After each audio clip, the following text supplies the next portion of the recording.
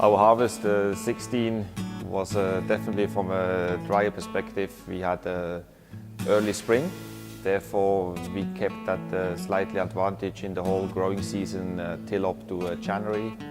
And our first MCC grapes was picked on around the 20th of January, who is a week earlier than I would suggest in a normal year.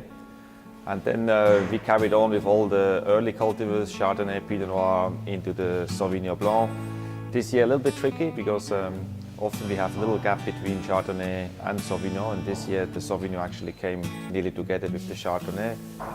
Put our team a little bit under pressure, but we had a lot of German and Swiss interns, so they worked as hard they work at their place, so it actually went out quite well.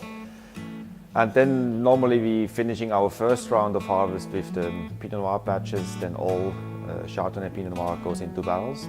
And thereafter we coming with the second round of the red cultivars with Merlot, Syrah, Cab Sauvignon and Petit Verdot. This year, interesting-wise, the Petit Verdot was suddenly the same time ripe like the Merlot, who also created a little bit of a havoc in the tank space. But overall, what we experienced on the early cultivars, definitely a touch lower in acidity. That led us to slightly pick earlier to keep and maintain acid levels on the Chardonnay Pinot Noirs.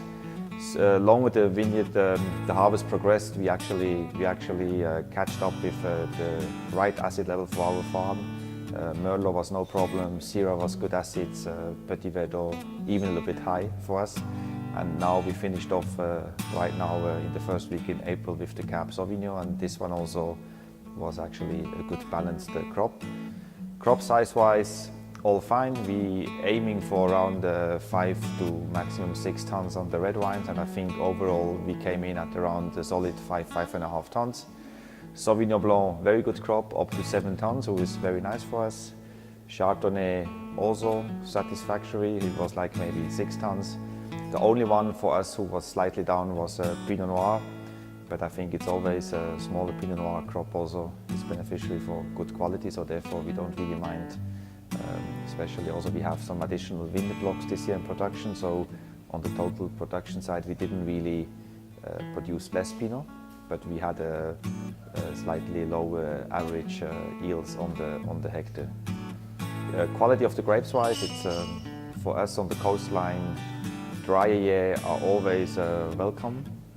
We have enough water retention in the soils for our vineyards. So these heavy clay soils, they keep the winter rain, so we don't really have a lot of stress for kind of all the blocks for irrigation. And then we had on the health side, I mean, there is no botrytis.